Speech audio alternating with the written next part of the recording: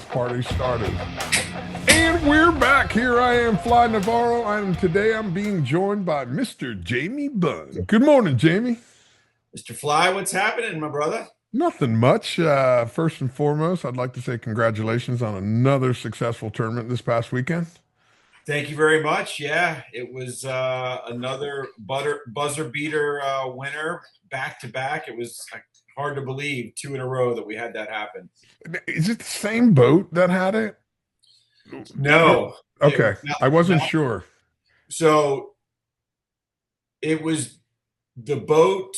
So Priceless was the boat who was on the losing end of the buzzer beater in January at Operation Sailfish. Okay. Then they returned the favor here at the Sailfish Challenge to Mr. John Louie and Ray Rocher on off. Ray Rocher was running off the wall, and of course John on the Sandman. Okay. I think everybody was trying to figure out if off the wall was going to hold off Sandman because they were tied at 17, and then Priceless hooked a single with a half an hour to go and turned it into a triple. They hooked a double pitching on that hooked fish with 1 minute before lines out. They hooked two more fish. Oh, wow. Yeah, yeah, yeah. And I can attest to that because I was actually the one watching the video for them, and camera guy was going crazy, and he's like showing the cell phone, showing that it was 3:59. It was pretty insane.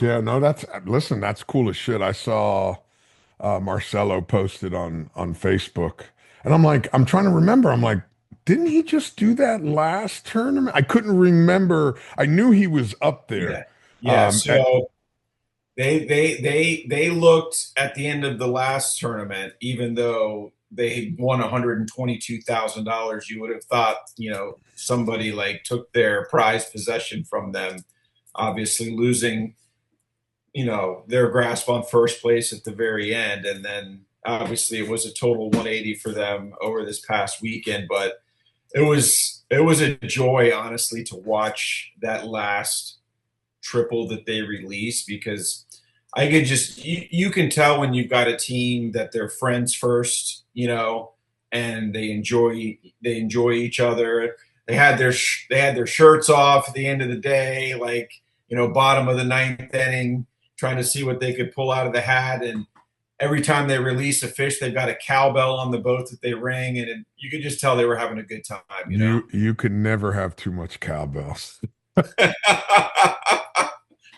So, is there a thing with the cowbells? Because that's the first time I'd ever seen or heard it on a boat. So it's not the first time, but do you remember the Saturday Night Live skit years ago with what's his face? Um, God, everybody's going to be listening. I'm totally lost for him. He's who's the guy that plays Elf? And he was Frank the Tank in Old School. Will Ferrell. Will Will Ferrell. Ferrell. He did the skit with Chris Watkins that says, "Come on, baby, you need more cowbell. I've got a fever, and the prescription is more cowbell." I love Will Ferrell, but I've never seen that one. So Oh my God, I'm gonna have to send it to you. I'm gonna have to send it to you. But I've been on a couple of boats, not here in the States, but a couple of boats like down in Costa Rica where the deckhand just runs out with the cowbell and scares the living shit out of everybody. When you're slow at about 2 o'clock and you got that food coma kicking in, yeah, everybody's kind of dozing, it's hot, and you get a deckhand runs out with a cowbell and literally scares the right. living fucking bejesus out of you. Try to re-energize the team. Yeah, no, no, no. All right. So yesterday I was sitting here thinking about today's podcast, and something dawned on me. At first I was like, "Oh, this is pretty." I was looking forward to this. You and I fished a couple of weeks ago, and we'll talk about that somewhere down the line. But I was thinking, I'm like, Jamie's really built up probably the most prestigious sailfish live bait series in the state of Florida. Then I started thinking some more, and I'm like, you know what? Over the last couple years, it's not just live bait series. You've pretty much built the most prestigious sailfish tournament in the state of Florida. Yeah, I appreciate you saying that. I think we're really proud of the product that we've created with the Quest for the Crest.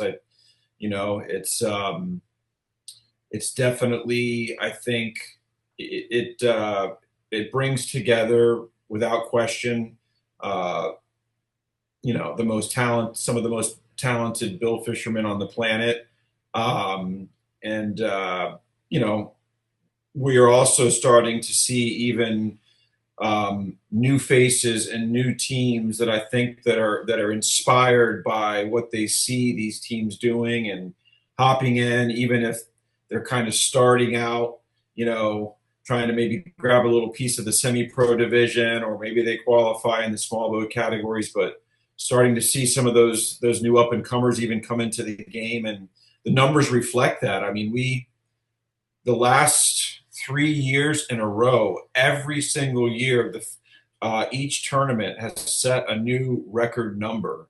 And I think that speaks volumes to just the popularity of competitive sail fishing, the quality of the events that we're putting on, the entertainment, side of it, the prize money that the teams have an opportunity to compete for. And then only one team can put it on, obviously, but the burgundy jacket is in my opinion, certainly the most prestigious award bestowed upon any team in competitive sail fishing.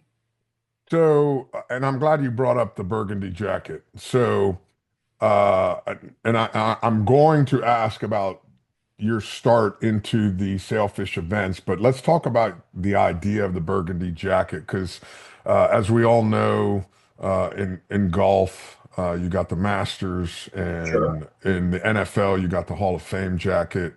Where did the idea come from for the burgundy jacket? I would say certainly inspired by the Masters and the green jacket.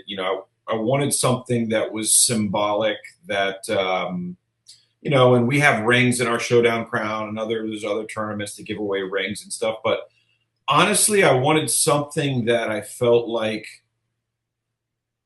from a recognition standpoint, immediately somebody would say, those guys are world champions of sail fishing.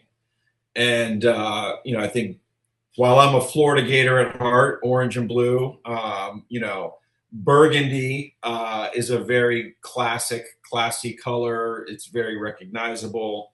I'm sure all my Seminole fans probably love the color choice. But I just felt like it would be something that, we could bring these teams forward and recognize them in a very classy way. And, long term, I was seeing like a vision of, after 10 and 12 years of where we are now, where we could hold events and we could bring together all the winners, right, of the burgundy jacket, and kind of recognize them historically over time together wearing those jackets and stuff like that. So it's a little bit, I'd say, of the inspiration behind it. That's cool because being of the earlier generation, I remember a lot of the big prestigious tournaments here in Palm Beach and Fort Pierce. Uh, Jackets were required to go to the Right. awards. You couldn't Yeah. go to The the awards without Buccaneer jackets. Derby. Do they still require a jacket at the awards for those? I know for the Derby, for the Buccaneer, for the Gold Cup. Yeah. And I think even the Pelican for the award. Oh, no, no, no, not Sailfish. Uh, the Stuart Light Tackle, no. It It's might nice have to see been. these guys get out of their foul weather gear and dress up on occasion, right? Yeah, I like. Who did I see? Was it on your boat? I saw somebody the other day. I'm like, ooh, I don't recognize you without Grundens. Right. You're so used to seeing everybody in the morning. It's dark. 1,000%. Yeah, Yeah. and they're still wearing their Grundens and hoodies and all that other stuff. So It's all it becomes a part of their kind of their identity for yeah, sure. listen, I have a picture that I use for a lot of stuff that's just me and my Grundens. You know, Hmm. it's I spent so many years wearing them, and there's a lot of that. I just feel more Yeah. comfortable. But now we're approaching 15 years with the series now, so I feel like when we cross that bridge, we may have to do something special with all the recipients of the burgundy jacket and try to get them together in some sort of a gala event or something like that. But um, Ooh, I that's think it's that sounds kind of interesting. yeah. I we attempted to do it earlier on actually with TBF and trying to get on the backside of the Lauderdale Boat Show with their gala, and we did get some to come, but not as many as I would like to have. You know as well as I do, if it's not day one, day two, day three of a fishing tournament, it's really hard to get these guys all together. It is so hard. And it's so funny because like the awards ceremony's coming up for all the tagging awards, Mhm. and we moved it from Miami to Palm Beach because the Miami show, so many people are avoiding it. I don't want to say that they're not going to it; they're literally avoiding it, Yeah, and because there's a huge difference. But Palm Beach has become a really cool, neat show. You can see everybody, you can get a lot of stuff done. So a lot of people come to that show. So we right. moved I it think to that's a good move. I mean, it it's was a great. unfortunate for the Miami show, but yeah, it's so it's so congested down there now, and things are just different than it used to be for that show. That I feel like the Lauderdale and the Palm Beach show will become stronger shows over time. So 100%. I love 100%. I love the Palm Beach show, just the I whole abs vibe. I absolutely love the Palm Beach show. Yeah. It's my favorite show. Hmm. It first of all, it's close to home, unlike All Lauderdale about the and you got a Miami. great look. Yeah. Well, if you look at Miami and you look at Lauderdale, each one of, well, Miami's just a complete shit show because it's spread out over three spots. But a Right. lot of those only have one entrance in and one entrance out. Same thing with Lauderdale. But Palm Beach, you can Hmm. come in from so many different directions. You can Oh yeah. park in so Yeah. many different Yeah. locations. Yeah. You No. know, you get congested, but listen, if they tour is bad, go to Clematis. Right. If that's bad, go to Banyan. There's so many different options. True. And it's like a giant semicircle. So you can come in from so many directions and you can walk in there, see everybody. Oh, Jamie, great. You got some time this afternoon? Yeah. Let's meet at 2. I, Hmm. I go there. People are like, hey, what's your schedule look like? I go, I'll let you know in an hour. I walk the show first. Who's here? Hey, let's meet up. Okay. Right. And and then you can sit anywhere. Just grab a seat on one of the benches and have a That's super cool. conversation, Yeah. and that's why I like it. People ask me all the time, hey, are you going to have a booth there? No, I'm not going to. I'm going to walk. I'm going to talk to people. And Booths for it, guys like us are not productive. no, no, no, no, no. At least not for me. Not Yeah. for me, it's not productive at all. I like to walk around and Yeah. talk to people. And it's nice because, as you know, a lot of times we get busy, so we don't see a lot of people that we'd like to see. But at the show, it gives you the opportunity to, hey, man, I've been meaning to catch up with you about blank. Whatever that blank is, hey, can I sponsor Mhm. one of your events? Or I've noticed you're doing this. Can I offer you that? And it's very impromptu, which I like. Mhm. Yeah. No doubt. Agreed. So, um, let's talk about, and for the life of me, I couldn't remember. I remember you fishing a lot, but what brought you into creating events? So yeah, I've told this story a number of times over the years, but I mean, obviously fishing. I was just, I fell in love with fishing at a very young age, and then around my freshman year of high school, I found a group of guys in Pompano who were much more, skilled fishermen than I was at the time. And so became really good friends with them and started to learn a lot from them and formed my first fishing team with 19 Mako that my dad and my next door neighbor bought for me primarily, and that was called the Real Action. So we put our first team together, started fishing our first tournament, which back in that day, like there was three major tournaments that existed, which was the Pompano Rodeo, the Miami Billfish, and the Lauderdale Billfish, and that was really it down here. And so we cut our teeth on the meat fishing thing, and we're doing that. And as we progressed, and as I got more entrenched at a young age into the fishing community and competitive fishing, you absorb and you hear a lot and you see a lot. And so fast forward to graduating high school, off to college. Back in the summer, I picked up a job at a new tackle shop, and it was brand new. And so they were trying to work on how to promote the shop. And I said, hey, why don't you let me run a fishing tournament for you? And that's literally the Saltwater Slam, which celebrated 30 years last summer.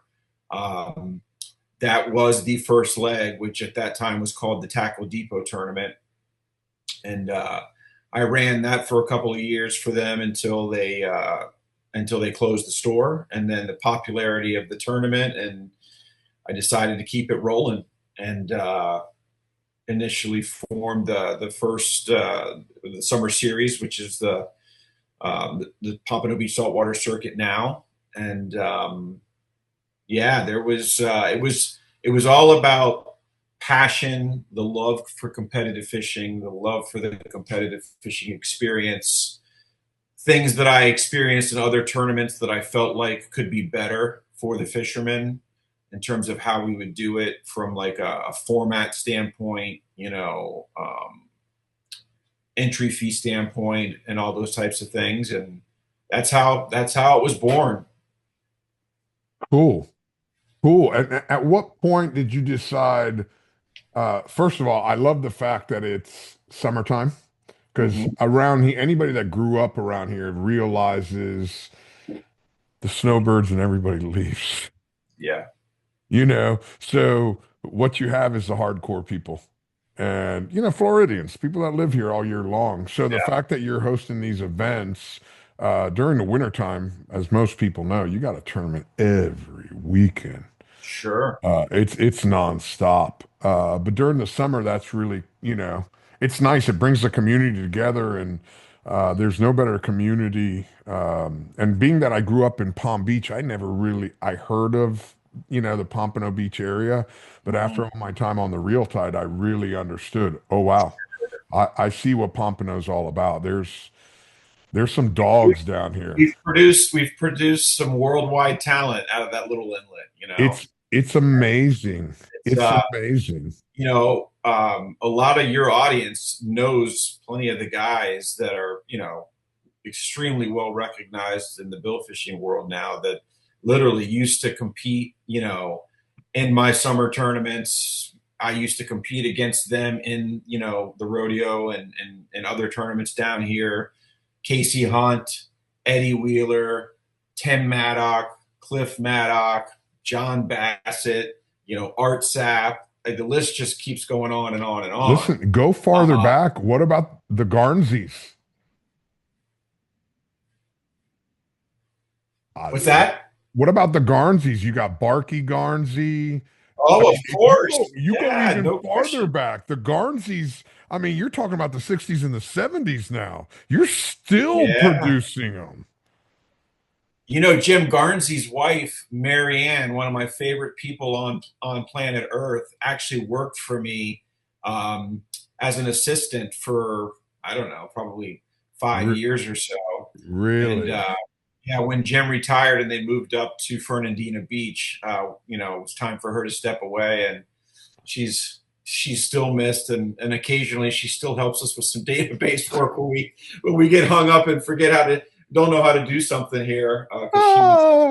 she was a whiz with spreadsheets and stuff like that from her Yeah, no, motor. you guys have been Pompano's been producing for Yeah, decades. I mean, yeah, all the names that you mentioned, those are all killers, man. But yeah. if you really look back, Right. like again, growing up, I heard of Pompano Yeah, because of those names like Barky and Jimmy and sure. all those guys. But then it's just consistently Well, produced that's I fucking think it's killers. probably just that tradition started, decades and decades and decades ago, and the next generation to come after the pioneers were inspired, and it's just continued that whole trend where I see it.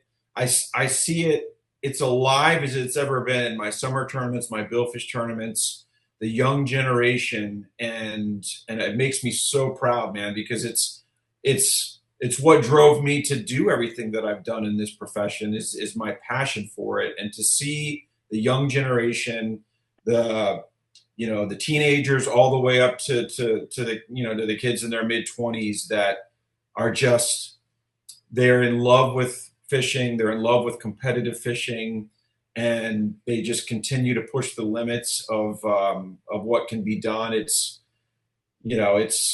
it's a gratifying feeling to look and to say, hey, we've played a role in that. That's so cool. It's to me that's really important because I know every day I wake up and I start looking around, I'm like, who's my replacement? Who can I hire to replace me?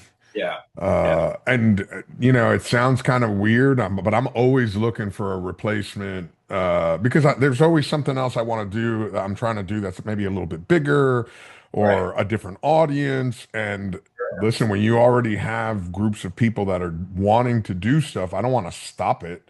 So who can I find to replace me so I can say, okay, let's tackle something a little bit bigger Mhm. and continue to grow. So that's I'm glad to hear that. It's a complaint that I've had about myself that I haven't gotten a chance to see a lot of these young kids. You know, when I was still working on boats, it was great to see the Kyle Shermans, the Stevie Keneally's, all these kids that I knew them from 14 years old. Now Yeah, they're grown men and they're captains on their own right. that's right. You know, Yeah, so I'm glad to hear we have a new generation coming in to I feel replace good them. about it. I feel good about it. No, that's good. Now, what made you decide to go into the sail fishing side in the winter? You figured, Oh, yeah. I mean, I started to get a little bit of a taste for sailfish tournaments. I fished with Tim Maddock in some tournaments on his vitamin C2 boat. Won the fished with him one year when we won the Miami Billfish, and just uh, fished the Lauderdale Billfish and some others on my boat, at a younger age, and I really enjoyed that experience of you're battling the teams, but you have that true essence of time really matters. And, when you catch that sailfish, how that leaderboard can change on on a split second based on time of release. And you could be sitting there with 5 releases, and, you know, the leader's got 10, but next thing you know, you're a triple and a double into it, and you're tied right up for the lead of the tournament. That I love that feeling. And so I was approached many years ago by a builders association about wanting to put a tournament on, and I had told them at the time that there was the time that they were looking to do it. I was like, I would recommend let's try something to a different direction. Let's put on a billfish tournament, which we did. It was just a 1 day. It's called the Billfish Challenge, and it was the same format as the Sailfish Challenge that we have now, 3 inlets and everything like that. And um, it was extremely successful, and eventually, over time, kind of phased that out with them, and continued running which is the Sailfish Challenge now, and and there. I don't know if you remember. Do you remember the World Sailfish Championship? Down in Key West, And yeah. I think it was the Sailfish Pro Series or whatever Chris King was calling it at the time. That had peaked in popularity for a period of time, but they had some issues and some troubles down in their Key West event, and then long story short, um, they basically stopped running that series. And I saw an opportunity, kind of with what we were already doing with the summer series, and the next step that I wanted to take with, reaching a different audience of anglers with the bill fishing side of things. To when that kind of when they when that series kind of went on the back burner is when we brought the Quest for the Crest Sailfish series forward. And it was quite an undertaking because in 1 year we basically rolled out, I think it was 3 new tournaments. uh Series was 4 legs at that time, and I was of course 15 years younger, and 15 years more energy and all those types of things, but Ah, I still think there was moments where I was like, oh my God, why did I decide to do this all at once? But we got through it, and yeah, the that's kind of that's how it all got started with the series and Operation Sailfish, Sailfish Challenge. We actually had an event called the Sailfish 400 early on, which was had some ties to NASCAR. that was the one in Miami, That correct? was in correct in My Miami. my trophy's right there. Yes, that's right. You guys, you with Jimmy, right? Yeah, with Jimmy. Yeah, and then Final Sail, which was down in Key West, and loved Key West. I think everybody loved there was a love affair with going to Key West, but after a few years of being into it, and the cost and the time and the effort to do it year after year after year, I think that love affair started to fade a little bit, and our numbers were a little tougher. So that's when I made the decision to kind of pull it back a little bit, and we brought it back to a 3 leg series instead of 4, and kind of Palm Beach, Broward, Miami, which is what it's been for many years ever since. Yeah, it logistically it's so much easier on you. Yeah, And I I'm mean, sure on the fishermen as well. I know that was always a big yeah, issue for us. we still toy with the idea, and may share it with some of the teams over here in the future about maybe like a return to Key West, like you know every third year or something like that, where we could rotate Miami and Key West for the teams that really really still miss it, and or the teams that would be excited about doing it, but not maybe every single year. That maybe we could get in kind of a little bit of a rotational model. Yeah. But I don't know. We're loving it in Coconut Grove. I don't know if you've been in the Grove lately, but No, man, it's been, I bet you, minimum 15 years, if not yeah, longer. man, it's not even this. Like they've done such a fantastic job. Kind of reimagining the Grove and all the landscape that they've done, the transformation with the marinas and the whole event space down there. It's really beautiful. So um, we've been there with Final Sail now for 2 years, and the teams that have been a part of it have really, we've gotten tons of great feedback on it. Yeah, it's everybody I've talked to absolutely enjoys it. Yeah. Uh, my, Listen, it sucks getting to Miami, and downtown Miami. I think we they get so much more of the experience of Miami that I think people love in the Grove. Um, that, yeah, pain in the ass to get there. Traffic sucks, but once you're there, you're parked, you're staying literally, between the host hotel. You can walk across the street to 3 marinas. There's bars, restaurants, shopping, all within walking distance. So it makes it really nice once you're there. yeah, it's as long as you don't have to drive around, Miami's not bad. Correct. Yeah, The moment you that's have to right. get into a vehicle, even if it's an Uber, Right. I'd rather not.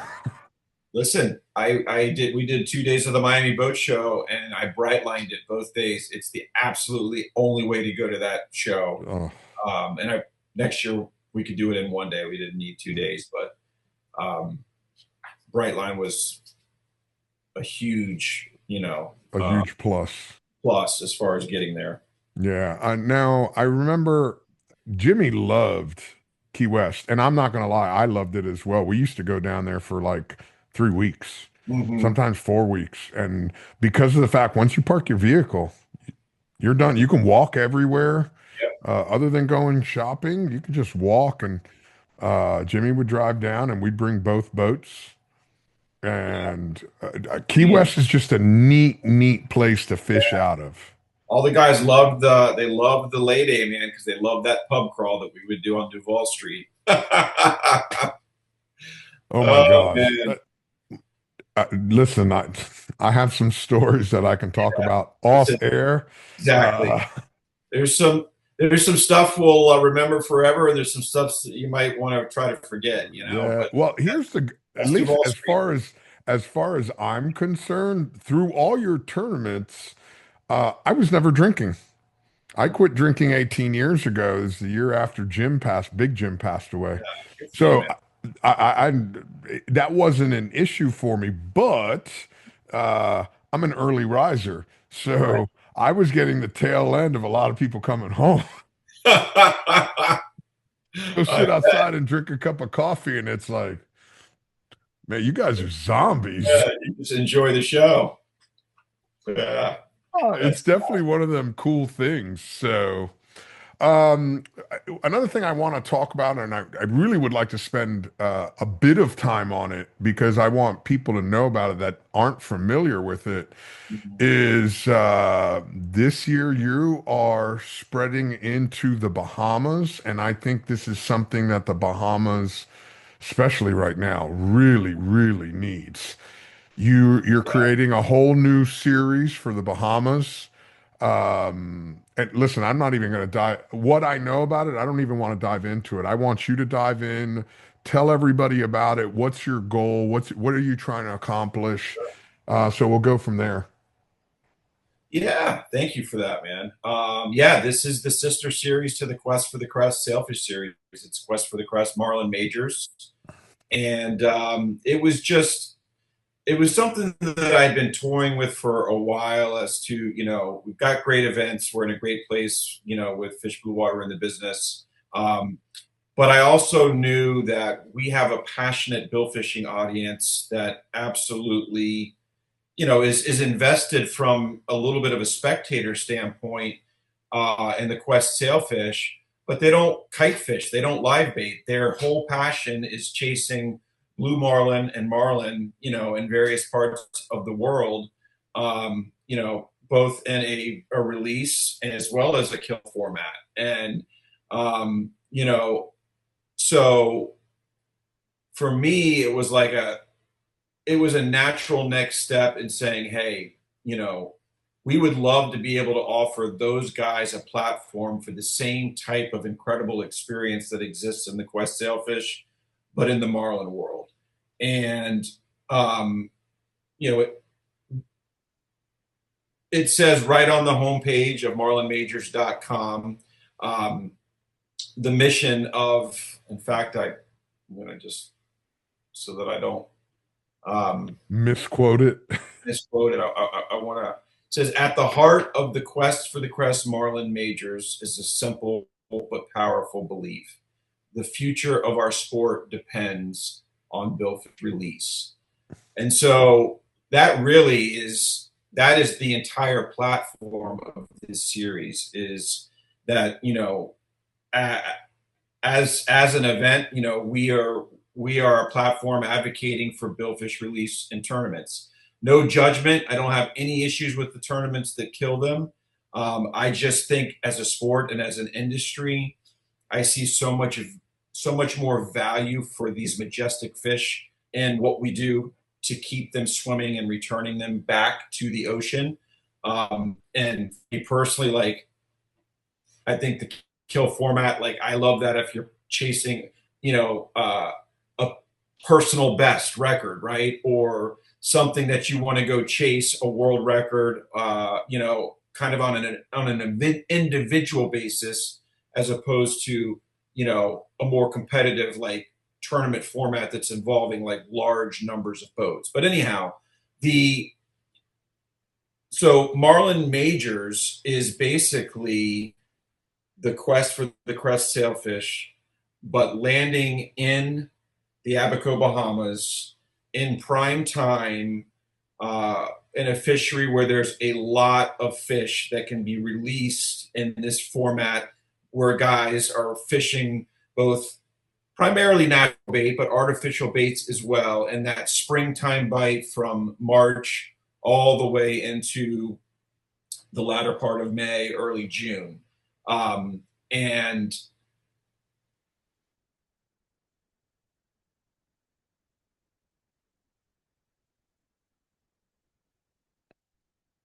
You froze up.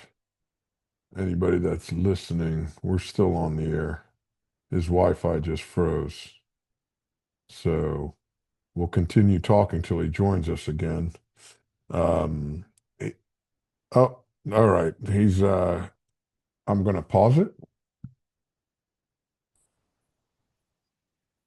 All right, we paused it there for a second because we lost Jamie. He was in the middle of talking about the release format of his tournaments and how many billfish are in the abacos during the springtime.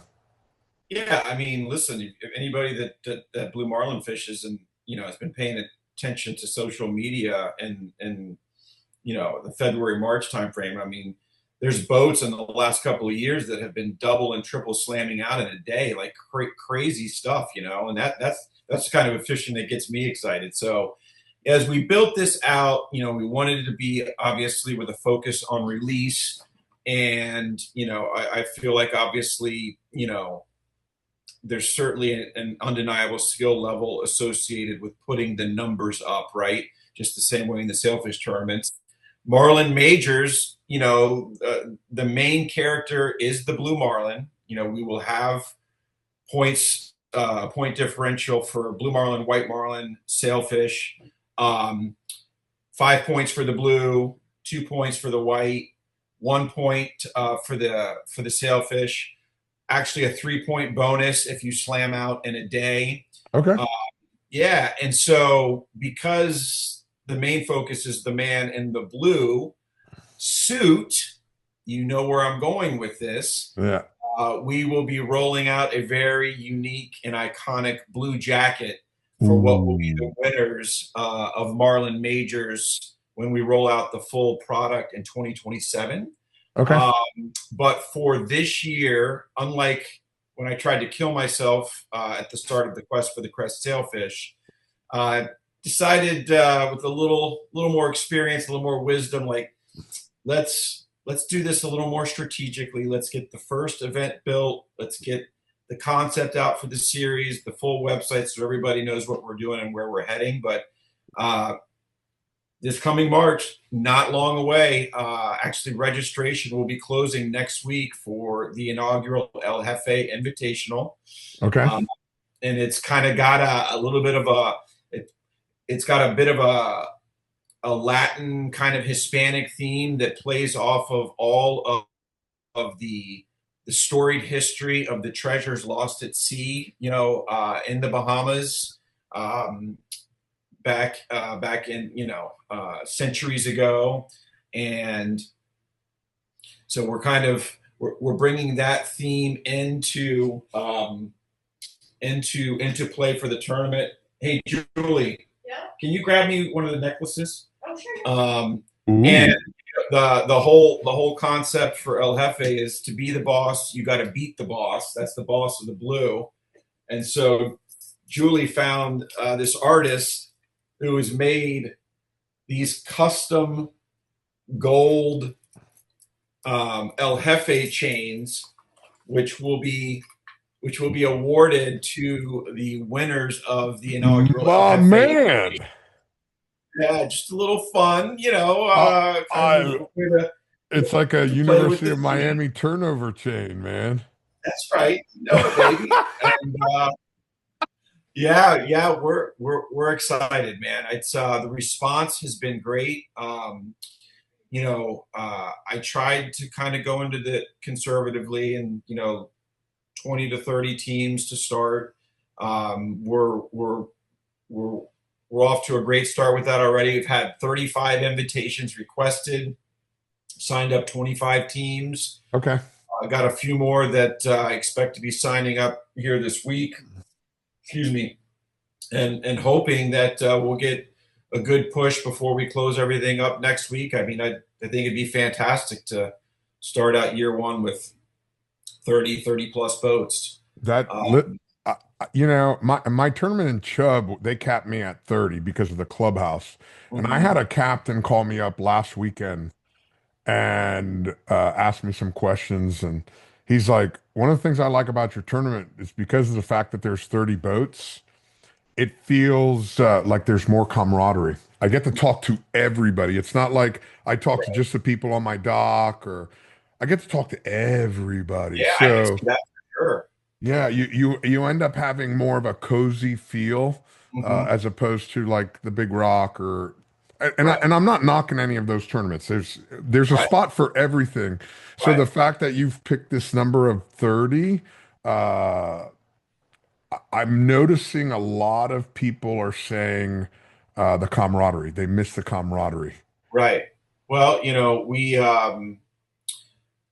we have all of the boats staying in the same marina at Abaco Resort, which I think is nice that they have a facility large enough that we can say, hey, this is a requirement in order to try to really achieve the best in class experience that we want for everybody that's going to be a part of Marlin Majors and the El Jefe Invitational to start.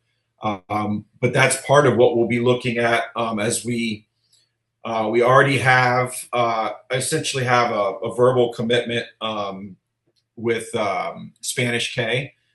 Is where we will likely be holding one of the other legs of the series next year. In fact, it's where we were going to start this year, but they still have some work that they needed to do that had kind of been on the back burner with their North Dock post hurricane and some other stuff on property that wanted to just make sure, hey, before we bring back like you know a first class premier tournament to the island, kind of going back to the BBC, type days when they had events there, that they just wanted to make sure that they had everything kind of as they wanted it to be. So we decided to kind of pause on that. We knew we were going to do something at a minimum for one event with Abaco Resort, and they've been great to work with. Kevy's As you said early phenomenal. on, I know that they are, I know that it's a piece of business that they're going to greatly appreciate at a time of year where it's not like the marina is going to be wall to wall. Yeah. And so we're happy to be trying to provide some stimulus over there as well in the Bahamas for the local economy through the events. And I know that the local Bahamians truly appreciate it. Listen, and I'm sure you saw the conversation I had with Peter of the Association of Bahama Marinas. Yeah. Uh, Ever since I had him on the podcast, my phone has not stopped. Hmm. I've had so many people reach out to me, so many local business people in the Bahamas. I was reached out to yesterday about going on a local podcast based out of Nassau about, some of, yeah, and again, I tell everybody, I'm not here talking, I don't talk bad about the Bahamas. I'm not a Bahamian, I'm American. So, but I can tell you how it's affected uh, participation for some of my stuff and how it's affected some of the people I do business with over there. Somebody posted a video at Big Game Club just the other day. I mean, there wasn't a boat in the marina. I No. mean, like it's sad, and so hopefully, and at the end of the day, the unfortunate part is who really gets hurt is the people on the front line. The Correct. people is the workers that rely on those wages and tips and all the stuff, and obviously, the local businesses in the out islands and the places where essentially 100% of their livelihood is derived through tourism. So 100%. um, it's it's it's a tough spot to be in when things are as they are currently. But Correct. So it's nice to see you I'm going to use this word very, very lightly, but I'm a firm believer as a business owner that you're taking the risk right. to do something like this. You're taking this chance, and I think it's especially nowadays with a lot of the guys that are fishing your sailfish tournament with these newer outboards. Mhm. Our age group outboards. Listen, 25 Mako was the king of the fleet. Listen, I'm right. I'm writing a letter from the helm, if you want to call it that, for our summer series magazine right now. That's getting ready to go to print. It's probably been well over 10 years since I've written one of these letters because I just felt like it was becoming a little too routine. But we're at a place now where I feel like there's some pertinent perspective and information to share. So I'm writing the letter, and it's so funny that you say that because as I'm talking to that very subject, I said there was a day and time years ago where a twin engine 25-foot boat was the dream. I said now today, fast forward to today, and it's qualifies for the small boat division in my summer series. Let that sink in. Yeah. Let that sink in. It's the small boat division now. It And is crazy. at 10 years, 10 to 15 years, brother, is not that long. No. You want to talk about rapid transformation of an industry to where now you see 45-foot center consoles running around with 2,000 horsepower on them. Could you ever, in your wildest dreams, have imagined that? No. Not even close. Insane. It really is crazy. And the price. I was talking to somebody about I want to say it was the 55 Valhalla, and it's like $2.3 million. I would figure at least. Hey, You listen, know, and they're my, tricked out. Don't get me wrong, they're fucking tricked my out. 100% of any center consoles, I don't care, name the brand, 30, I'm going to say 35 feet and above in today's market, you ready for this? Cost more money than I paid for my family's home on deep water in Pompano Beach, Florida, Wow. 5 minutes from the inlet. Wow. Now, I'm not going to tell you that I didn't get the real estate deal of my life. We were in the right time at the right place, but even still, Yeah, it's a house on the water. the house on the water that we live in, 5 minutes from Hillsborough Inlet. And I And spent less on that than it would cost me to purchase most outboard powered center console boats in the 40-foot range these days. I That shows remember. you how much this industry and No, these it's progress. ridiculous. But with that being said, I think what you're building in the Abacos right now is perfect for those guys because Yeah, most of those guys aren't traveling to St. Thomas and Dominican Republic and Costa Rica. No, don't get me wrong, there might be one or two, but there are most of some. them Yeah, most of them are not. So the right. fact that you're providing this marlin fishery, and let's even throw it even though you're competing for marlin, that time of year, it's marlin, dorados, tunas, wahoos. I mean, it's a Sure. plethora of fish. I have caught some of the craziest things during that time back We in the have day. a Calcutta that we've created. It's called the Pick Three, which Okay. was which was inspired from the pick three Calcutta that we run in our summer series, which basically is the 5 eligible species in the summer series are dolphin, wahoo, kingfish, tuna, and cobia. Okay. Morning of the tournament, out of a sealed container, we pull out 3 species. Each species, there's 5 chips in the container, one for dolphin, one for king, one for wahoo. You get the point. Whatever the 3 species that are pulled out at random are the 3 that a team has to catch for the opportunity to win that jackpot.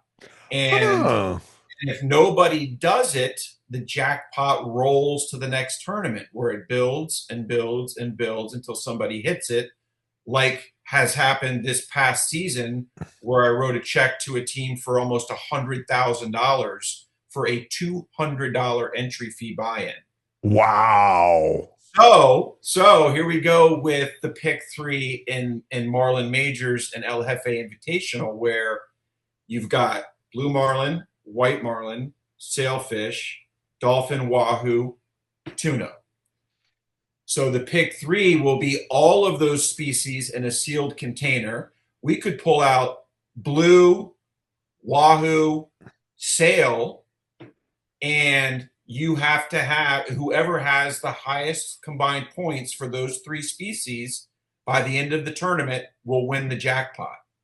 If nobody meets the criteria, guess what's going to happen? It gets rolled over. It rolls and it rolls.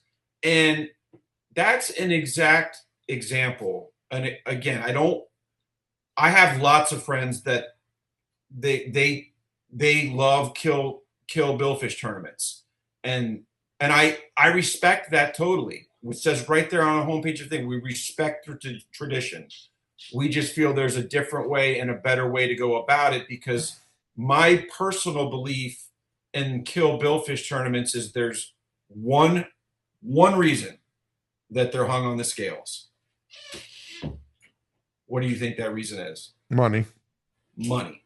And so my thing is, if it's all about money, we've got some, a lot of smart people in this industry. Like, there's other ways that we can get creative, to generate money and hype and excitement, in my opinion, without hanging a 600-pound blue marlin on the scale that looks like it's been baking in the sun for a week.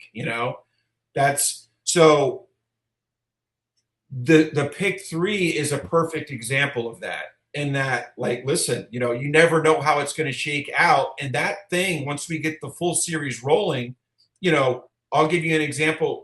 We have another Calcutta called the Release Roundup that Randy Yates, who on the that used to run the Miss Annie, now he runs the Mallard. It was a rollover Calcutta, just like the concept of the pick three. They won $500,000 off of that rollover Calcutta and Operation Sailfish in West Palm. This was 6-7 years ago. Wow. Yeah. And so there's ways that you can get super creative in a release format and do some really fun things that I think are a little unorthodox and a little different, that I believe some of these teams, once they get involved and they wrap their head around and understand the premise of some of these non-traditional Calcuttas, the standard ones, Yeah. the dailies, the winner take all, the 70-30s, right? But once they start to understand, there's like, oh man, we may not win the damn tournament, but we could end up hitting this Calcutta and win more than the winners of the tournament. I've seen that happen, No, listen, the more ways you can look at getting people to win.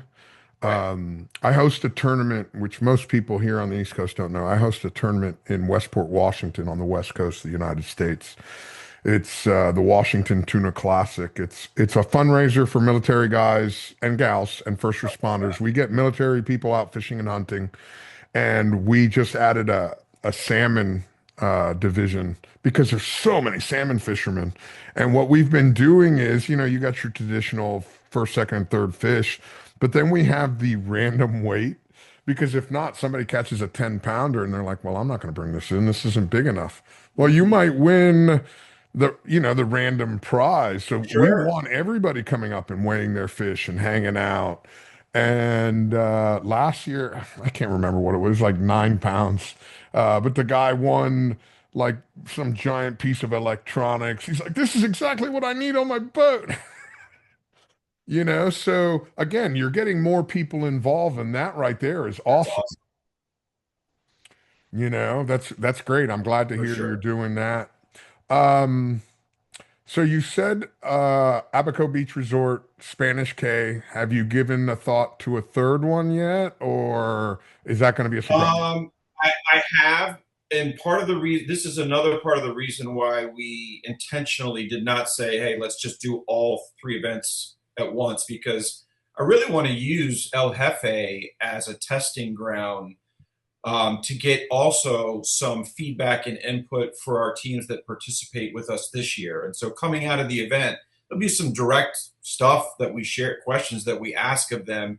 Because again, with everything that we do in any of our tournaments, it's never about us, it's about them, right? And it's, as you know, it's not easy to get consensus. And I don't expect that we'll ever have consensus, but if we can use that input from our teams to try to guide the decision making that we make, I feel like the probability for success increases exponentially, right? So I think that Spanish K, I think, is a no brainer. The teams that are in the know about it already say, dude, we absolutely love that. We miss the out island experience of, a little bit to that extent.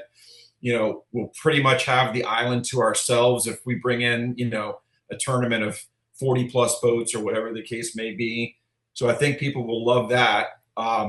We've also had some interest expressed from the owner of Valentine's Marina and Oh, Harbor Island. nice. Okay. And I was speaking with the captain of one of the boats, whose owner also owns Cape Eleuthera.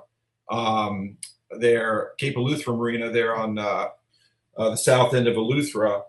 And I was asking, and you probably would be, with all of your years of experience, chasing blue marlin everywhere. I'd love to see if you have an opinion on this, but I had said, hey, well, if we ended up in that neck of the woods, it'd likely be at the end of the series, not the beginning. So I said, like, end of May, sometime in June. Like I said, how is blue marlin fishing, in that general area? And this captain told me that, I thought it was a summer or two ago, that with the proximity to Cat Island, that there was boats going out that they were doing 10, 12 blue marlin releases in a day. Does that sound accurate? It wouldn't surprise me. On the moon, the number seems high, Yeah, but I would feel very comfortable with saying you get 6 to 8 bites a day, like down in Rum. right. Bites, not necessarily catches, but Yeah, but you that's still a great day as far as action is concerned, oh my gosh. And not just small ones, big ones. Yeah. I was just talking to a guy this morning, uh, owns a 53 Viking. He was fishing the World Cup down in Rum, Hmm. and I was telling him of a story, and I can't remember the name of the boat. It was old Rybovich. I flew into Harbor Island a few days after the World Cup, and the captain called me over. He goes, "Hey, I want to show you something." Shows me a video. And I can't remember if we had a winner for the Big Blue Challenge or if we didn't. And if we did, it was like a small one, like a 500 pounder. And he shows me a video of a 700, look, a solid seven, maybe 750 on the leader. And both gaffs were reaching out and just as about ready to break the surface, something lets go. I'm like, Mm. oh my God, what happened? That's a $500,000 fish. And he shows me the hook, whack, and it broke right at the barb. And I'm like, Oh, oh my gosh. And it, every year I probably get six boats out of Rum for the okay. World Cup. So there's a handful of boats that go down there and and they'll get, you know. 6 to 8 bites a day. Some days 3 to 5. Mhm. Depending on how it is. But Are it's a you great fishery. like Harbor Island, Cape Eleuthero? Do you have any thoughts on based on your knowledge of those two locations, or The, anything else the, that you the think would be? only issue that Harbor Island had, and it might be different, but when you get that many boats, getting fuel was an issue. Now, that may have changed. It's been a lot of years. I don't know what the fuel situation is, but when you start getting Yeah. 80 boats that hold 15 to Oh 2,000 yeah. gallons a pop, that becomes an issue. Yeah. But other than that, the Yeah. I fishing know. off of James Point is phenomenal. It's beautiful. Harbor Island is gorgeous. It's a beautiful place to host an event. Mhm. I know that, like in the case of Spanish K, because we already discussed it. I mean, they have a good amount of fuel there, but like they would actually bring in a fuel barge and Okay. park it and have it, basically ready so that when the tank, if their tanks on property go, get emptied, uh, they either fill those tanks back up or just send the boats to the fuel barge and fill right off of that. Um, Man, that so, actually would be if you can put two on the fuel dock and two on the barge. mhm. Oh my God, you want to talk about some happy fishermen. Right, right, no doubt. Well, according again, this was before my time because obviously, I mean, I was fishing and around for the BBC, but never really involved in those events personally. But according to Don, who owns Spanish K, um, he basically said that they were doing that back in the day for the BBC tournaments. Yeah. No, listen, it's a smart thing. It's uh anybody that's in the industry understands when you're getting all your tackle ready, you're doing all your stuff, and you need fuel in the middle of a tournament. Um, the last thing you want to do is wait for 2 hours in line. Oh God, I yeah, And that then you got to fuel. would be miserable. It's, there's enough Oh shit yeah. going on. I mean, that's something obviously we're going to take into strong consideration. I know that Abaco Resort, obviously, it's a phenomenal property. We're so excited to be there with them. They've got all the amenities. They've got the fuel, um, and again, ultimately, the teams will decide. It will be their input that ultimately determines, I think, kind of where we land with some of this stuff. Uh-huh. I do love the idea for the case of the owners and the teams in general, taking them to some different destinations, creating different experiences as far as the series is concerned, just like we do for the Quest Sailfish. Um, covering different pieces of bottom and just changing it up a little bit as we kind of traverse from the beginning to the end of the series. I uh I like that. Again, I don't think it's just the fishermen that are ready for something like this. I think the Bahamas are ready for something like this. Yeah. It's I think that's a really big thing. All over the Bahamas. I deal with a lot of people over there. I deal with tourism and Well, it's definitely it's a big picture thing for us. I mean, we're making a big investment in the build out of this, and obviously, I'm not looking at it like if we broke even this year, I would do jumping jacks. But I think we're investing now in what we believe this will be for the teams, for the Bahamas, for our sport, obviously for our company in the long run. And I'm excited to see how everything kind of unfolds. I'm glad you used that word. I'd like to expand on that a little bit because I get a lot of people in all the events I've done. People are like, "Oh, you're making X amount of money," but you just hit a huge word on. You have to make an investment on on this in the long term. And unlike any other business, let's say you're selling a widget, this price point is not good. Let's change it for next week. Okay, that's too low. Let's change it the week after. Right. Tournaments, you can't do that. You got to wait a whole year. That's right. It's It's just, listen, I will say I feel like our sport is way saturated right now with events. I think the carrying capacity has been exceeded. And I'm not trying to sound like a salty tournament director who wants it all to himself. It's got nothing to do with that. But in 30 years of doing this at the level that we do it, I know what it takes. I know the expense involved. I have a full-time marketing manager. I have a full-time event manager. I have an administrative office manager that's here 3 days a week.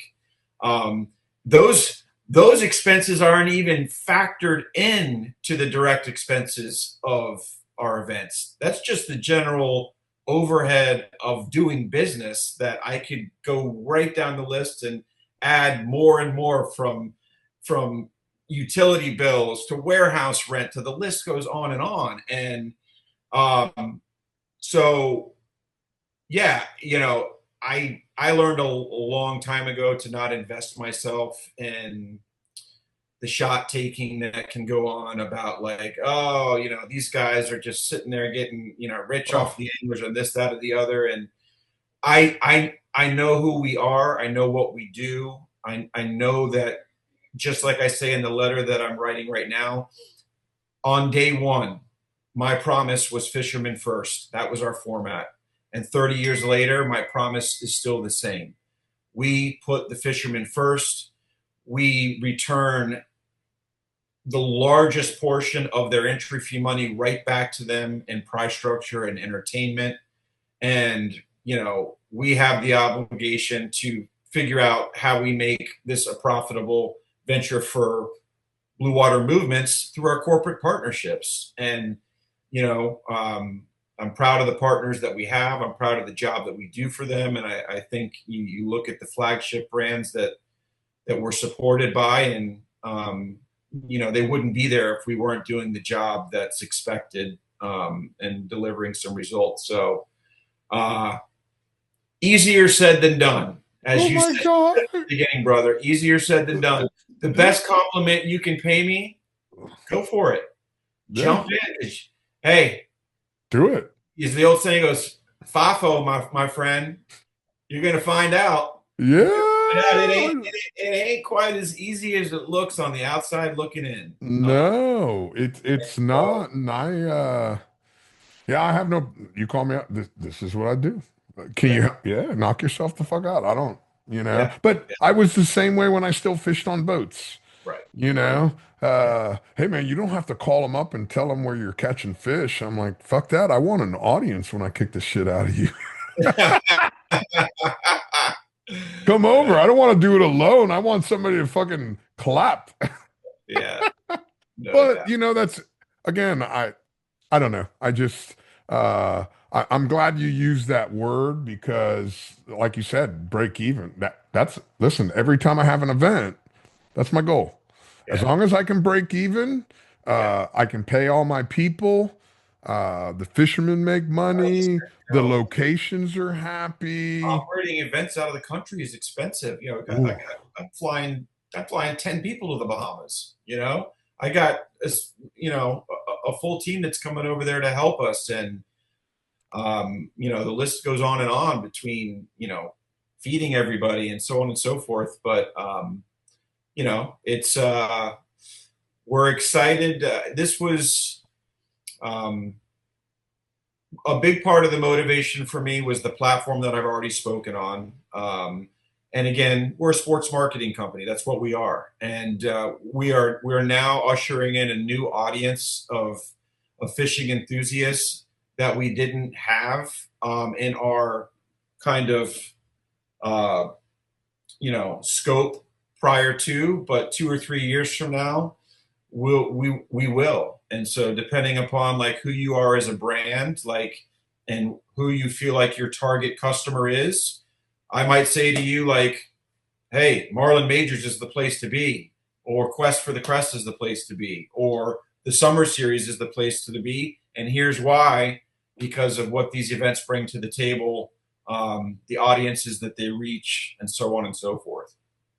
No, very well stated there. And it's nice because they're all completely different. Now, not saying that as a boat owner or boat crew, you don't fit into all of them, Sure. Yeah. but they're all different, completely different. Yeah, we So, have like um I mean minuscule overlap from the summer series into the sailfish series. And then from the sailfish series into Marlin Majors, I would say maybe 20% of those participants right now are represented in El Jefe, but I think as time goes on, that number will probably diminish. I mean, we've signed up, whereas by and large, a lot of our participation comes from Florida in the Sailfish Series. Like I'm signing up boats from South Carolina, North Carolina, Jersey, the Gulf, and which is a good feeling because that's exactly what I hoped we would be doing. yeah, it's Um, them golf guys are great. They love the fact that you yeah, can come back in every night. yeah, right. They No doubt. absolutely love it. It never fails me. Excited. We've got J.R. Adams, who's the owner of Jolene, Okay. who expressed a lot of interest. His son, actually, I think, has become more passionate about blue marlin fishing than sail fishing, and so anyhow, they actually are signed up. They're previous winners of the Burgundy jacket last year. They're coming over to fish El Jefe Invitational, but he's never been to the Abacos. I'm like, JR, you are gonna love it over there, man. Oh my gosh. You're gonna absolutely. Abacos is one of my favorite places. I love that island chain. It's such a cool spot. One of the things I miss from my and I say childhood, my early years in this industry was the pool parties in the afternoon of the BBC. Mm-hmm. You get in, you wash your boat, and everybody goes to the pool and hangs out for an hour or two and drinking bushwhackers. And I told him for El Jefe Invitational, day before the kickoff party is St. Patrick's Day. I'm like, Ooh, let's turn that pool green. I said blue and yellow, the El Jefe colors make green. Let's mix up some blue curacao and some pineapple juice, and we'll have some sort of an El Jefe mixer. oh So my God, that sounds great. yeah, they're going to do something. I don't know. So any of the teams that are coming over and they'll be there for St. Patty's Day, we'll have some fun. That sounds exciting. I was just talking to somebody yesterday about the 17th, and I'm like, oh, that's St. Patty's Day. So listen, I'm gonna be looking for green pictures. I'm gonna be looking for green pictures online, see what's going Yeah, on over in the see what the resort Abacos. comes up with. I'm waiting to hear from them. But uh, I want to ask you before we segue to anything else, and again, we don't have that or we're not going to announce it yet. This blue jacket, what color blue? There's like 1,700 I shades of know blue. it's not going to be your traditional sleepy Commodore navy blue jacket. No, I You knew see that wasn't see coming. that blue marlin that's lit up behind you? Yeah, That's what I was hoping. when that thing comes up and it's got that electric blue, yeah, we will actually have a sample probably on display at El Jefe at the resort. And it Okay. won't be the exact jacket, but it's at least going to give guys a better idea of the direction that we're heading. But yeah, no, I mean, listen, ordinary is not my ordinary is not my style. I want this thing. I don't want it to look corny. I want it Yeah. to be something that the guys will put on. Whether it's dress casual or nice little Michael Kors white shirt underneath it, but they'll wear it out. Yeah, no, with For a pride. dinner, or I love seeing like when big events happen in our industry, and I will see former winners of the Burgundy jacket. They're at these events wearing their jacket. And they're sharp, man. These aren't like your grandpa's jackets. They're sporty. They're custom tailored. They're custom tailored to kind of have a nice sleek look to them. So yeah, I, yeah, I'm that's I'm looking forward. I have in my brain. I'm having an idea of the color. I'm like, man, I'd probably wear that thing out on a Friday night going just to Hell yeah. Joe's Raw Bar just to say, Yeah. oh, you're one of those guys. Yeah, motherfucker, Might that's even me. see you might even see something a little unique on the inner liner of the jacket. You never know Oh, the inner there. line. Listen, now you're talking high class. Yeah. And being an old Hey, Cuban boy, I don't know much about high class. this is my call out to Jimmy Lambert right now. I want to see him bring the band back together for Marlin Majors. I want to see Fly Navarro in the cockpit. Oh I want to boy, see Joe up there on the bridge running the boat, and I want to see you guys wearing a an blue electric jacket. blue Marlin Majors jacket before it's all said and done one of these I, days. I'll tell you what, and I'll even say it out here because I'm happy to say it. If Jimmy Lambert would call me up right now to do a backflip, I'd do it. First of all, everybody knows because I speak so highly of his father. I had the lovely pleasure of fishing with him for 8.5 years, and then afterwards, I fished with Jimmy for 5.5. And there's not anything in this world that I wouldn't do for Jimmy. Jimmy's a you for people that don't know him well enough, he is a super, super guy. And I absolutely love the guy. Him and every once in a while he'll call me up and we'll sit on the phone and talk for 2 hours. What are you doing? Oh, I'm just working, blah, blah, blah, blah, blah, just shooting the shit. And yeah, he's a good dude. I had a lot of You fun spend with that him. kind of time around anyone, you get to know them really well. Kind of Yeah, I mean, in the grand scheme of never things, I was around him for 14 years. Yeah, that's awesome. So no, he's great people. I mean, his dad is legendary. His dad is legendary. I I miss I miss the real tight name in the competitive circle for uh, sure. And it this was great when we had the Sasquatch rap. You know how many times we got pulled over because of that fucking thing? We got pulled over more times. It's like, hey man, we just want to say, wasn't he just like doing that as a favor for Troy? yeah, Troy was our neighbor. Yeah, right. Troy was our neighbor. So we just put it on for, I mean, it was great. Did you ever hear the time? Oh my God, this was great. Uh, you had the Miami 400 and I was running the Invincible back with the Sasquatch and Eddie was bringing the real tight behind me and the boat show was going on. Not the boat show, the air show was going on. And I'm just scooting along.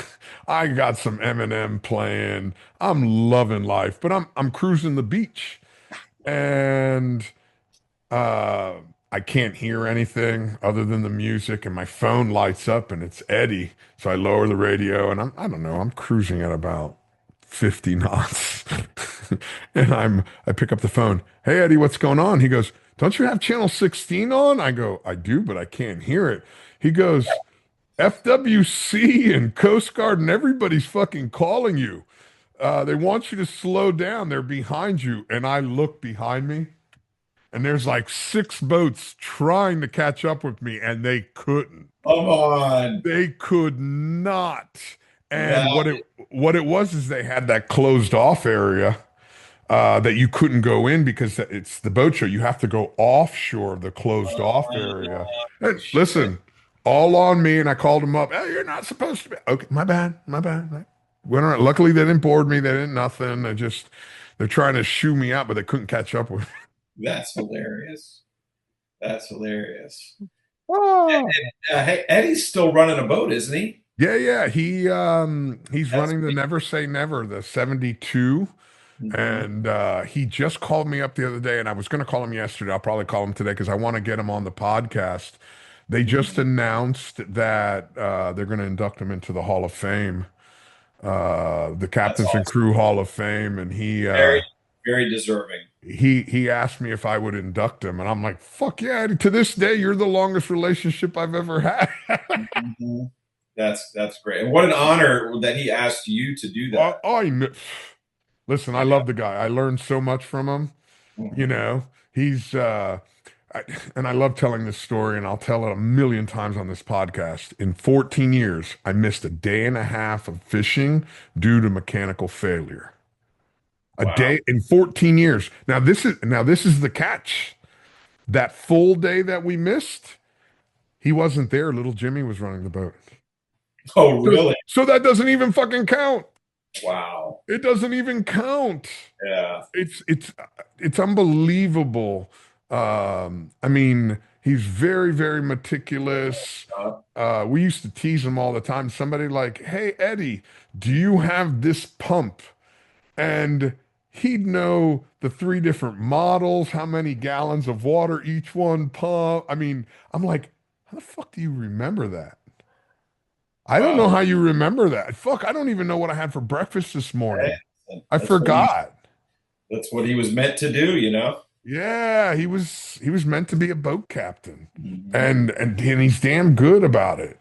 You know, so him and I we have some great stories and I want to bring him on number one because he's my dear friend. Number two, because of the fact that he's now getting inducted and I'm uber honored. I've actually worked for two of the Hall of Fame captains. Billy Bohr, I worked for 4 years, and then Eddie Herbert for 14. So I feel I'm pretty honored. I've been very, very blessed, and I've had great owners too. So no complaint on my part. Mhm. I've fished with some great people over the years. Um, the other thing I No want to question. talk about is, and I waited to last for the main reason, is you and I got a chance to fish. Honestly, it was to fish for the first time together, but we got a chance to fish the other day. We were Mhm. doing some satellite tagging with the Billfish Foundation, and most everybody knows I'm a board member. So to see that you are taking an active part in that is very significant to me, and I'd like to say thank you to that. But we've been talking about what you're saying with the releases and all that, but I'd like for you to talk a little bit about your feeling about getting involved in this and what you envision. What's your vision and ideas with what the Billfish Foundation is doing?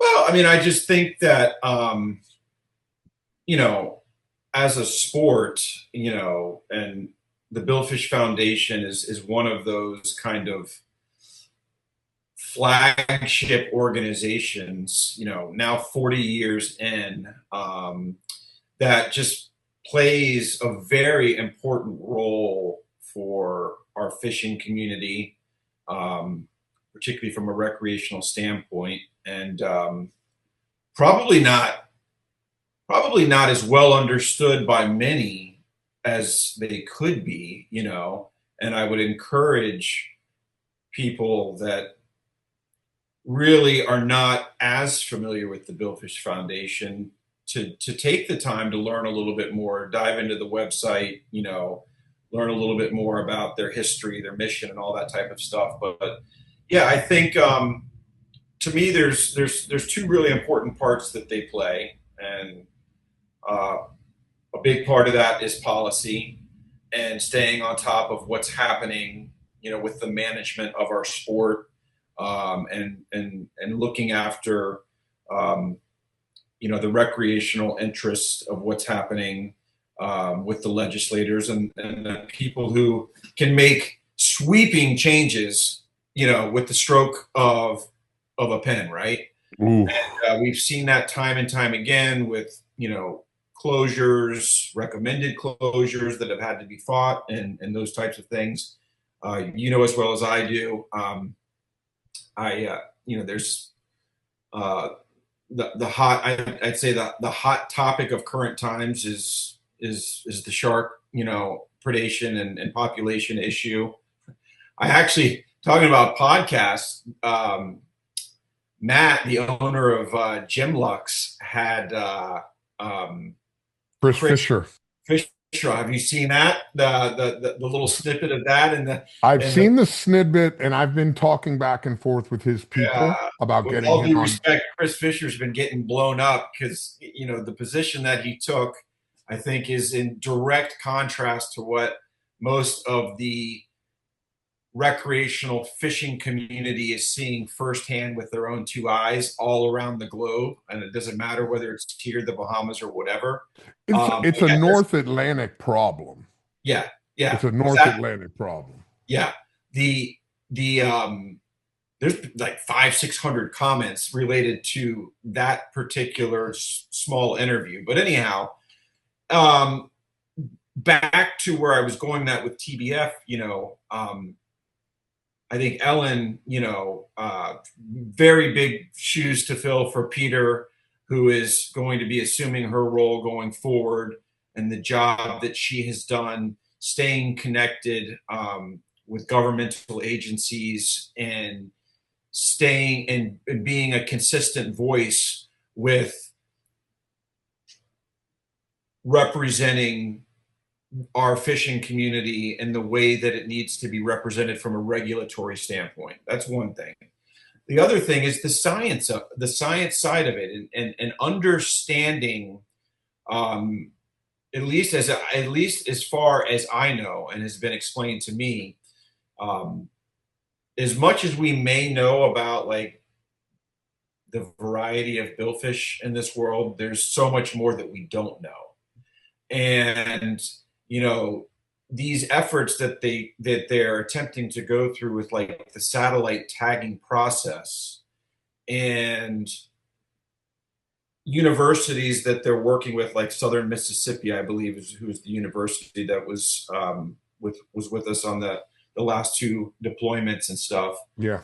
And the kind of data that can be gathered in terms of how these fish are traveling, how they're using the water column, all of these different things that potentially they hopefully can go back, plug them in a way to look for correlation, look for patterns and things that can help us to better understand the species, I think is instrumental. And even in the worst case scenario, where last year we tagged some of these fish that got eaten by sharks, that's valuable information.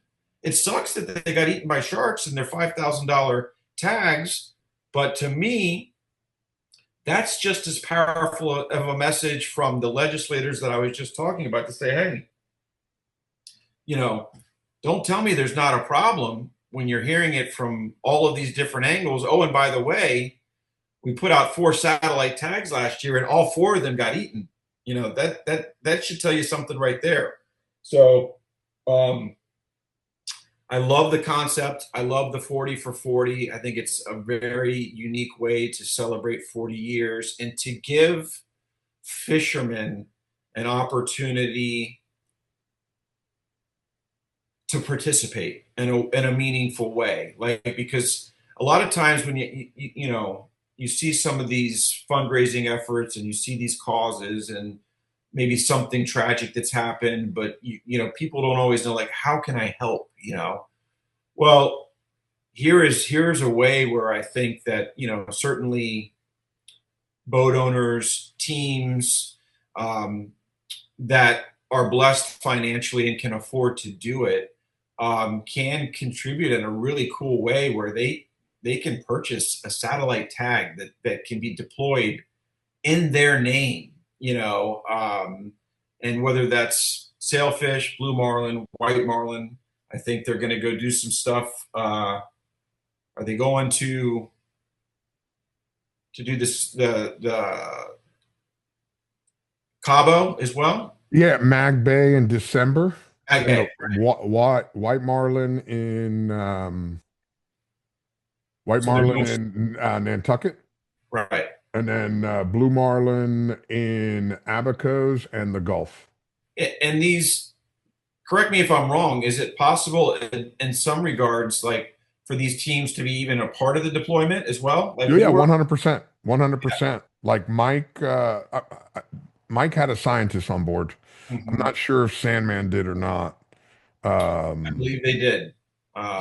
So, uh, But we're actually going to help facilitate an email if there's time. I already received it from Peter, but Okay. it'll either go out this week or next week, like for our teams that are going to be over in Boat Harbor for El Jefe, and potentially an opportunity where maybe even during pre-fishing they could purchase a satellite tag. We could be able to get some sat tags and some blue marlin over there while they're there for the tournament, anyways. But either way, we want to help facilitate that message. I think it's super cool. Um, and I'm excited to see how TBF shares that story. Um, whatever, a year or two from now, once this mission is completed, and we start, and they start to receive all of those pop off tags, and can start to see what kind of patterns, what kind of meaningful information that there may be as a result of the direct efforts of the fishing community who participate. So since I fished with you that day, I shared some of that satellite tagging photos and all the some of the content with my friends in Japan, and the menu or the pitch deck for the 40 for 40 satellite tagging program. We've since translated it to Japanese, and they presented it to the Japanese government. That's incredible. Yeah, so I called Peter up. I voluntold Peter. I love calling him up. Hey man, I just voluntold you for I did this. something. Uh, Yeah. he's like, oh shit, what'd you do now? I said, I told Kazanobu, which anybody that goes to the Billfish Foundation website, you can see he designed some flags, some release flags, Japanese release flags, for people in Japan. And Mike Samuels posted his or used his Kazanobu flag for sailfish to show. He goes, "This is what I'm using as my satellite to officially announce that I released this with the satellite tag." And that's when he's like, "Oh, you guys, we've been wanting to do that. We have to approach the government." And I'm like, "Hey, this is what we're using." And he's like, "Do you mind if I translate this to Japanese?" And I'm like, "No, not a problem at all." And I go, "And if you Yeah, I'm need, not going to I, I could do it, but I don't know what it's gonna say. You know, do it. I might dishonor your family. I don't Yeah. know." So I said, listen, if you need help speaking with the government, I'm happy to fly over. And I'm sure Peter will too. So the next morning, I'm like, I just voluntold you, you're coming to Japan with me. That's classic. Yeah. So no, listen, this is something that, and I'm part of a couple of entrepreneurial groups in Southeast Asia. And I've reached out to them. I'm like, listen, if you guys have any contacts in the government, I'd love to talk to somebody about doing this because there's no fences. These fish go everywhere. That's right. And I'm on my bucket list of places to go, and I've been to a lot of places, but I have heard that the sail fishing off Malaysia is comparable to Costa Rica or Guatemala. Really. Yeah. That's So that's saying I would really like to go over there and fish it, see what it looks like, and then maybe if given the opportunity, deploy 5 tags off of Malaysia and see what happens. Well, yeah. So, I mean, we'll see what happens. With I would love to see a couple of tags find their way into some blue marlin next month in March. I need to check with Peter just on the logistics and make sure the timing of that is actually feasible, or if the tags would have to be deployed at a slightly later time. But I also bought at the TBF fundraiser in October. I bought one of the fishing days on the Viking Valhalla demo boat, Okay. and so I spoke to their captain. I don't know, probably a month or so ago, and we're going to actually try to coordinate our trip when the Viking boat is going to be in the DR um, this later this year in like October, November, of which Peter had indicated to me that that was an area that they potentially wanted to do some tagging as well. So my hope is that if we can do that, I know a number of the guys from Louis and George on the price list and Debatable that are going to be there anyways. That we'll stay for a few extra days and we'll hop around and do some filming for the YouTube channel, and then maybe if we're lucky, we can already have a couple of those boats lined up for some sat tags, and we'll go do that as well. It's funny you said that because Peter, right around while we were doing the tagging here off South Florida, he's like, he said he spoke to somebody, and it might have been you. He's like, there's other boats down there, but I don't know any of these owners. And I'm like, well, what's the name of the boats? And he gave me a list of like six of them. And I'm like, I've got every owner's cell phone number on my phone, man. I'm Yeah, like, you got that covered, no problem. yeah, I mean, part of being a board member is, at least for me, is the access to my contacts. Is please use it. I mean, I'm promoting the sport. That's what I want to do. I feel Uh, like a lot of those owners down there, I don't obviously I can't speak for them, but knowing who they are and what they stand for, I feel like they yeah, would support this. yeah. Even if they say no, it's not the big deal. Okay, no, I'm not interested. Okay, that's fine. I'll send an email. Hey, this is what we're going to be down here. Is this something you're interested in being a part of? Right. And I mean, you could either say, oh, yes, or just don't answer me back. That's fine. Right. Listen, I'm a dude. I've been shot down before. Trust me. You're not my first rejection. You're not going to be Yeah, my last. exactly. Exactly. I'm used to rejection. In our line of work, particularly if you chase sponsorship around much, you're going to deal with some rejection. Oh, So yeah. I suck at that. it is what it is. I suck at chasing sponsorships. And Well, I even get I sponsors feel that your call pain. me up. Fortunately, what's that? I says I get sponsors that call me up, and I'm like, okay, you want to sponsor? What do you want from it? I'll build you whatever you I'll build you whatever you want. Hey, I want the winners to hold my check, my glasses, my okay. You just tell me. Yeah, I can right, build you whatever you want. Uh right, I right. I just for me, I'm a fisherman. My like you said earlier, my biggest concern is making sure the fishermen are happy. Hmm. That's That's right. my biggest concern. Yeah, I just want the fishermen happy. And I mean from the crew to the captain to the owner. Are you having a good time? Is the yeah, food good? Did you get enough fuel? Is customs easy for you? right. Are the flights coming in? That's the part that's important to me. Everything else will fall into Gosh, all place. your events are international, aren't they, for the most part? Yeah, yeah. I held one sailfish tournament way back when, and I enjoyed it. It was great. I like the logistics. I Hmm. really do. I like the logistics. You're a globetrotter, anyways. You're just you're sleeping in somebody else's bed more than you're sleeping in your own. Oh, 100%. You and I talked about that the other day. I'm like at 250 days a year, I'm on the road. Yeah, And I yeah. like it. I just shared with somebody, I think it was last night, the video of the first international tournament we hosted in Saudi Arabia. Hmm. And I I loved it. It's great. You know, the way I see it, my main company, my job is to introduce fishing to one new person every day. That's Yeah, that that's my goal. It's a very simple goal. It's that's how do you really eat an elephant? One bite at a time. My goal every day when I wake up is how do I introduce fishing to one new person a day?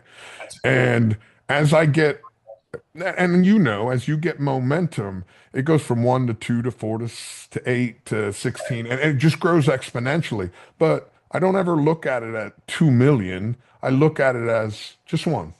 I introduce it to one new person, so I look at the numbers of these podcasts, and I know that maybe some of these are the same people over and over and over again, but somebody's new. That's right. Somebody's new. I mean, this Friday I got coming up, I got Andy Miserow, who's a Hall of Fame captain, but he's based out of Seward, Alaska. I got the opportunity to fish with him a bunch of years back. Last Great. night, last night we were watching TV after dinner, and I'm texting back and forth with another guy from Sitka who has a beautiful lodge up there that somebody says, "Hey, this is somebody you should have on your podcast. Super nice guy." I'm like, man, if you've got a lodge and you want to talk about fishing, because listen, Florida's home to us, so it's easy to go right here. But somebody that Right. lives in Seattle, it's easier to fly to Alaska. That's right. And I don't care what kind of fishing you do. I just want you to get off your fat ass and go hang out with your friends, man. Go build some memories. I Go did my have a good first time. Alaska trip for my dad's 80th 2 summers ago, and it was amazing. Where'd you go? Where'd you go? So we we came in out of Seattle, and we did the Alaska cruise ship thing, but we did, Okay. yeah, we did Alaska like 4 days by land before we You got on the actually ship. we boarded the ship. Okay. So we went in, we stayed in a town called Talkeetna, Okay. uh, and I did a riverboat guided fishing trip with my boys and my brother-in-law there, and then so epic. They run those jet boats up the river and the currents raging or whatever, and then you find these little calm estuaries off to the side, and we were just light little small spoons with spinning rod. You just see those big ass king salmons just stacked up in there, and you're like, oh, we're gonna crush it, man. But he's like, it was not like that because they're not even like really feeding. It's like you're trying to get a reaction bite, you Yeah, know? you're just snagging them. Yeah, and Yeah. In but we their caught a mouth. In their caught mouth. You're snagging them in the mouth, right. but yeah, like you said, it's a reaction. We caught a handful of those. That was super sick, and then we uh, we bounced to Seward. I did. We did one of like the day boat things where you go out for the rockfish and for the halibut and whatnot. And you want to talk about a story where I think I kept it humble. I took the high road, but I walked onto this boat with my slow pitch rod. So I was like, really had gotten in, I enjoy the slow pitch thing. I don't do it a ton, but it's fun. And I was like, you know what? I think this could be effective over there. Well, dude, when I walked onto the boat, the the captain and the crew gave me this the sideways eye look, and I'm like, oh God, here we go. And he's like, the lead mate was like, what do you got on there for what do you got on there for line and leader? I said, well, it's 20-pound braid and um, it's 40-pound fluorocarbon. He's like, oh, that'll never work. And I'm like, okay. Well, I mean, I've caught a lot of big shit deep dropping with it. So as long as you're okay with it, I'm going to give it a try. Because they had the old school drift boat, you know, Like like a senator with a big old cord chunk of rope and lead. like 100-pound leader and and they catch fish on it. But dude, so I kept it. I kept it respectful at first. I used their tackle, dropped down, caught my first halibut. I was like, all right, I got a halibut. Let me at least, man, that jig hadn't hit the bottom. Bang, bang, bang, Ugh. tight. Got a nice keeper halibut. I could see the mate's eyes when it came up over there, like, wow, okay. And then I was the first person tagged out on my halibut. Then we went to do the rock thing. I went straight to the jig, boom, boom. First person that caught my limit of rockfish. And on the way in, the captain wanted to do a little prospecting for salmon because that fishery was getting ready to come in offshore or whatever. So we stopped. There was 5 salmon caught by the whole boat. The slow pitch rod caught 4 of the 5. Oh my God, that's awesome. So, I was just glowing inside, and I'm like, when we got back, I had laughed with the girl that was checking us out. I'm like, so and so, I can't remember the guy's name. I go, but I'm going to tell you right now, by the time he hits his computer at home tonight, he's going to be Google searching slow pitch jigging. 100%.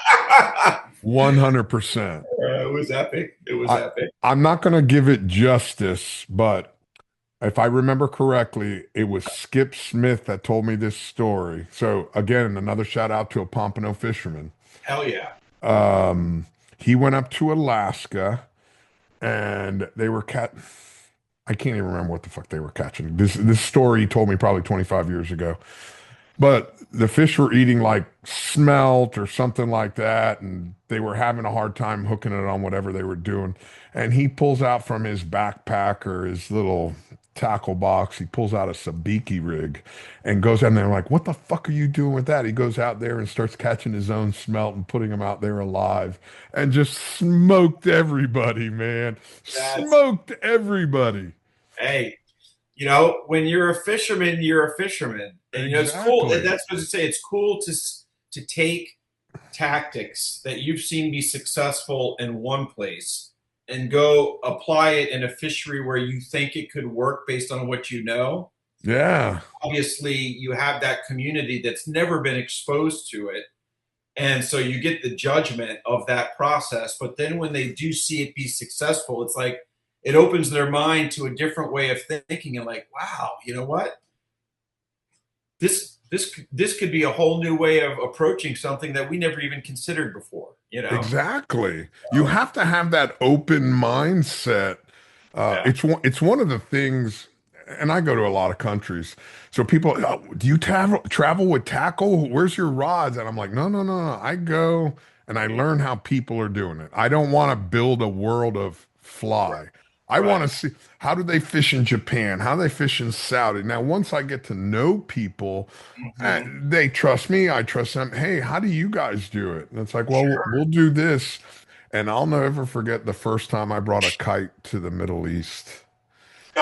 It was the greatest thing in the world, man, because my business partner in Saudi, everybody, all the slow pitch jigging and popping, and they're catching sailfish on poppers, man, or they troll.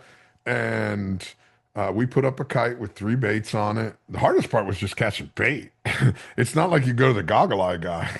Right, right, you right. know so we put it up, and him and I just sat back and looked at the baits while all his sons are sitting there jigging. And I'm like, it ain't so bad, is it? He goes, "Oh my God, this is great." Next thing you know, you see one of the kite floats take off. I go, "You're getting a bite right there." "What?" I'm like, "Yeah, yeah, something's chasing it." And sure enough, we got the sailfish on, and it was cool as shit, man. But So that's the cool. cool thing about going to So these cool. places and bringing some of your techniques, and you wanted to do it because you enjoy slow pitch jigging. Right. Yeah, and I thought I just the whole light tackle experience and what you can catch on those rods is mind blowing. And I think that's where what those guys probably just couldn't process was when they saw me walk on this boat with what looked like a Snoopy rod, that a kid would be using in their pool, but yet I've caught 60-pound amberjacks on it, and crazy big stuff. It just you look at it and you're like, there's just no way. Please, please, next one you build, put a Snoopy fucking sticker on it. Yeah, Please. I'll pay for the fucking rod. Put a couple of Snoopies on there, man. yeah, no doubt, no Oh, doubt. Hey, that listen, is, I was the same guy. I looked at those things and I'm like, man.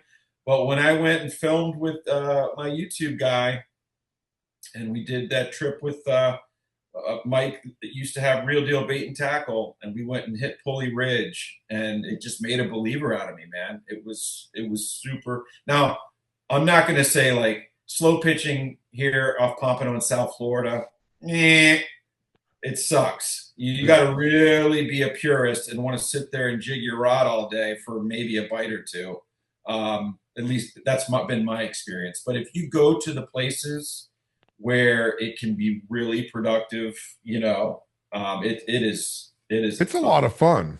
Yeah, It's not necessarily high on my list, yeah, but I love being on the boat. I'll be a gaff man. I don't. You yeah. want to sit there and shake a rod for 6 hours a day? Have Hey, you ever? I'll go on meat fishing. It's going to have a stack of hooks on it with some real bait and everything, Yeah. you know. Have you ever used those poppers? I have not. Bro, start a workout program 6 months before. Really? Oh my God, you got these long rods. They're stout. It's again, the tackle's key. But I've done it in Egypt. And after about 3 days, I'm like, I can't fucking sleep because every time I roll over, my body's so, I didn't hurt anything, but you're Mm-hmm. using muscles that you Use know, you regularly. never used before. I mean, you're using the full whack, whack. And I see all Wow. these guys with gloves. I'm like, gloves? Come on. No. Yeah, you're constantly moving the rod. So it's literally beating the living bejesus out of you. At day 3, you're like, gloves. I Gloves. get it. Oh. And listen, because I've been around so many of these guys that love doing it, you hear some of the stories. Like last year, I was in the Maldives and they've got boats that you just sleep outside. They have these charter boats that kind of go up against the outside of the reef where they're throwing these poppers. And it's like, okay, let's just back up against behind this little atoll. And they put a shade over the top and you sleep in your sleeping bag outside and they'll do this for 4 or 5 days. And I mean, like my business partner in Saudi goes to all these places. He did it in the Seychelles, and it's nothing that what we see here. Imagine doing that in the Bahamas, but in these places that may only see 2 boats a year. Mm-hmm. Which is pretty, between the Seychelles or the Maldives or off of India, all those Right. little islands. There's some cool shit out there that we don't get a chance to see over here. Mm-hmm. Something that I've really enjoyed and why I took up photography was just to capture it all, Mm-hmm. you know? That's awesome. Before we wrap this thing up, is there anything that you feel that we may have missed that you would like to add?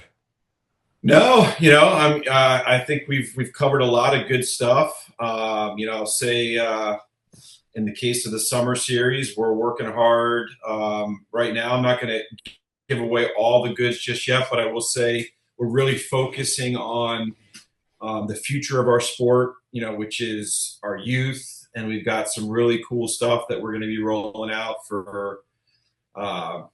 uh, for the all teenage type teams, like that 13 to 19 age group, where we're really going to be encouraging them for them to, kind of as a team themselves, kind of like I remember doing it coming up with my gang and what we used to see even more of years back. So excited for that.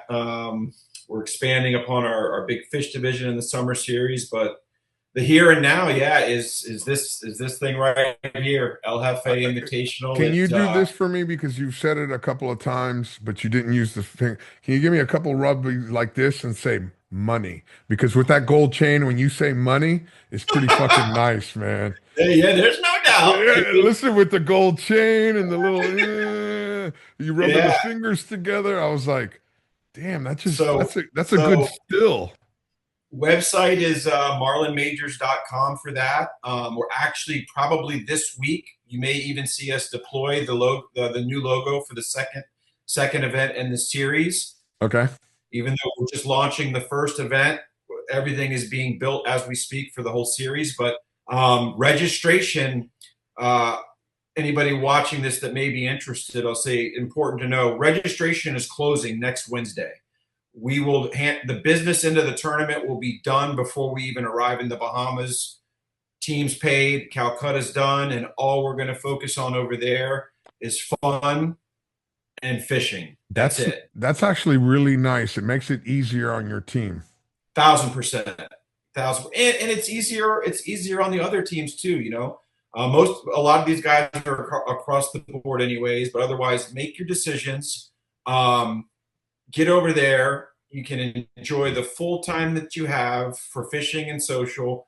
Come pick up your bags, your shirts, all that stuff. We'll do that at the welcome check-in, that Wednesday. But yeah, we're excited about where it is. We're excited about where it's heading, and we've still got spots available if anybody wants to get in before registration closes next week. Well, you hold on right there. Let me say goodbye to everybody. First of all, Jamie, thank you so much for joining us. I really appreciate your time today, and I'm sure everybody that's listening has enjoyed the stories. And if they've just heard of Blue Water Movement and Fish Blue Water, see, I got it right this time. You did. Excellent. Listen, I only got to be wrong once, and I try to remember. I learned that from my girlfriend. I love it. They can follow you now, and they know who you are. They've met the man behind the names. So if you have any questions, please reach out to Jamie or reach out to me, and I'll forward you over to Jamie. Everybody that's listening, thank you so much for your time today. Thank you for joining us, and we will check you guys later.